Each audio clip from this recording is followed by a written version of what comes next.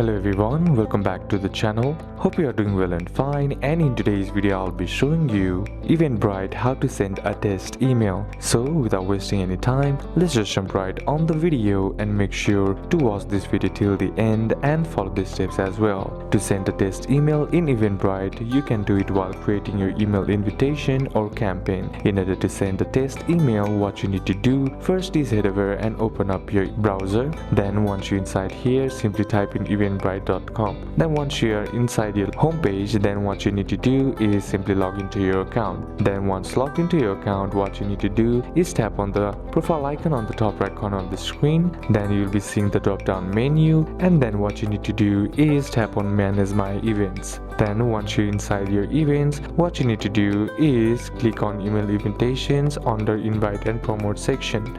Then once you're inside here, what you need to do is at the top right of the email editor, click the send test button. Then enter the email address where you want to receive the test, then click on send. So these are a couple of steps that you can apply, and that's it for today's video guys. Hope this video was useful to you. Leave a like if it did, comment down any questions that you have, and see you soon on the next one.